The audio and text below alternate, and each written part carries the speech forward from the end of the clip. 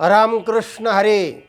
सज्जन हो, आज आपणाला संत श्रेष्ठ तुकाराम महाराजांच्या अभंगावर विवरण ऐकवित आहे. मानाचे कान करून ऐका. विषय आहे संत संगतीचा परिणाम.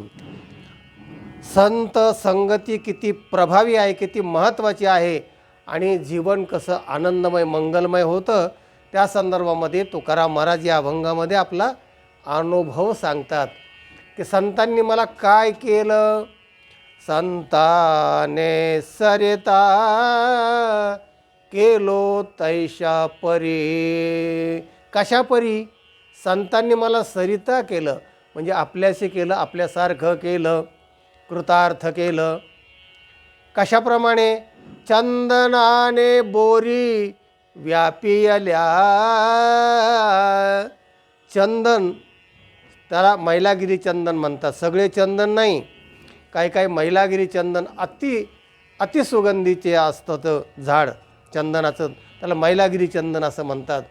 तर त्या चंदनाच्या शेजारी बोरीचं झाड असलं, बोरीचे झाडं, तर त्यांना ते सुद्धा सुगंधी करतं. म्हणजे इतका सुगंध प्रभावी आणि पारदर्शक असतो की त्या बोरींना सुद्धा सुगंधी करून टाकतं ते. चंदनाने बोरी व्यापियल्या गुण दोष याते न विचारी काही. संतांचा एक महत्त्वाचा गुण आहे की त्याला जे शरण येतात आणि त्यांनी काय एकदा आपल्याशी केलं, ते कोणालाही आपल्याशी करतात असं पण नाही. ते पाहतात, त्याची सेवा पाहतात, त्याचा भाव पाहतात आणि मग त्यांनी का जर ते स्वीकारलं ना, तर मग त्याच्या जीवनाचं कल्याणच करतात. असं ते मग ते गुणदोष पाहत नाही. तू कोणत्या जातीचा आहेस, कोणाचा आहेस, तुझ्याकडे फी जास्त आहे का, ते फक्त त्याचा जिज्ञासा पाहतात. गुणदोष याते न विचारी काही. ठाव दिला पायी आपुलिया. मला त्यांच्या पायाजवळ जागा दिली. माझे गुणदोष त्यांनी पाहिली नाही, जात पाहिली नाही. नाही तर पूर्वी काय असायचं, ब्राह्मणालाच विद्या शिकवल्या जायची आणि ब्राह्मणाने त्या राजशाही लोकांना शिकवल्या जायची. म्हणून ते एकलव्याचं उदाहरण पुढे आलं ना. द्रोणाचार्याने त्याला नाही शिकवलं, तो त्या जातीचा नाही म्हणाले. म्हणजे अशा प्रकारचे होतं. पण महाराज म्हणतात की मला संतांनी तसं काही पाहिलं नाही. गुणदोष याती न विचारिता काही. ठाव दिला पायी आपुलिया. तो का म्हणे आले समर्थाच्या मना. ते समर्थ आहेत. कशाचे समर्थ आहेत? ज्ञानाने समर्थ आहेत. त्यांचं तो का म्हणे वाव पोटी. मधुरावाणी ओठी. तो का म्हणे वाव पोटी. त्यांच्या पोटामध्ये खूप जागा असते, ते सामावून घेतात. आणि म्हणून तो का म्हणे आले समर्थाच्या मना. ते परमार्थातले समर्थ असतात. त्यांच्या जर मनात आला ना की याचा उद्धार करायचा, तरी होय राणा रंक त्याचा. दरिद्री असला तो राजा होऊ शकतो, अशा प्रकारचं सामर्थ्य.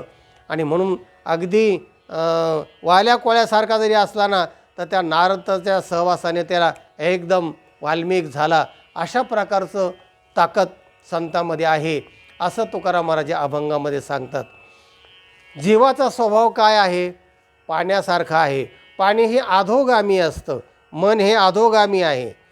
तेव्हा त्याला जर वर न्यायचं असेल, ऊर्ध्व गच्छन्ति सत्वस्था, जर त्याला आत्मस्थितीकडे ब्रह्मस्थितीकडे न्यायचा असेल, तर त्याला सत्संगती ही सगळ्यात प्रभावी युक्ती आहे, प्रभावी साधन आहे.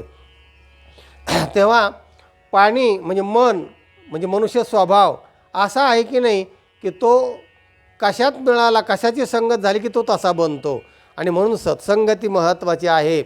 संत संगतीने काय होऊ शकतो बदल?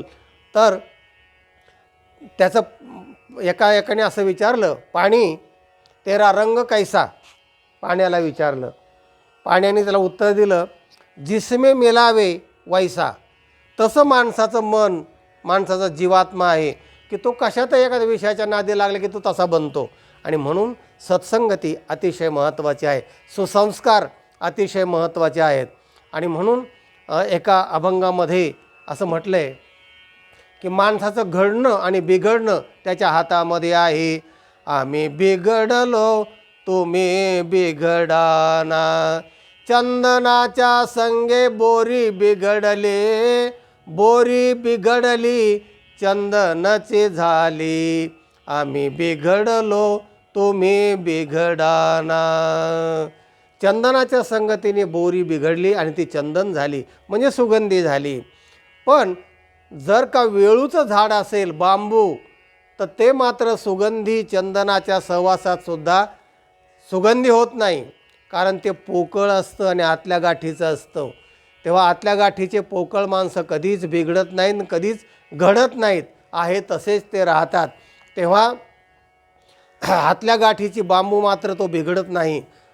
प्रभू रामचंद्राच्या सहवासात असणारी कैकई ते सुधारली नाही आणि रावणाच्या सहवासात बिभीषण असा तो बिघडला नाही. कारण बिघडणं आणि घडणं आपल्या हातामध्ये आहे. आणि म्हणून चांगली संगती करा, आपल्या जीवनाचं कल्याण होईल, मनुष्य आनंदमय होईल. आणि तेच संतांचा प्रभाव इतका आहे. आणि म्हणून संत संगती किती महत्त्वाची आहे ते तुकोबरायांनी या अभंगात सांगितलेलं आहे की संतांनी सरिता केलो तैशापरी, चंदनानी बोरी व्यापिल्या. तसं माझं जीवन बदलून टाकलं असं महाराजांना म्हणायचं आहे. म्हणून तात्पर्य असं आहे की आपण सत्संगती करा. सत्संगती, सज्जनाची संगती, साधू संगती, हे सगळे शब्द एक आहेत. तेव्हा सज्जनाची संगत फार महत्त्वाची आहे. घडायचं असेल तर सज्जनाची संगत पाहिजे, बिघडायचं असेल तर मग कोणाच्याही नादाने लगेच मनुष्य बिघडतो. हे या अभंगाचं तात्पर्य आहे. हा व्हिडिओ इतरांना पाठवा, लाईक करा, चॅनलला सबस्क्राईब करा. ज्ञान ऐकत राहा, ज्ञान वाटेत राहा, आनंदी राहा. रामकृष्ण.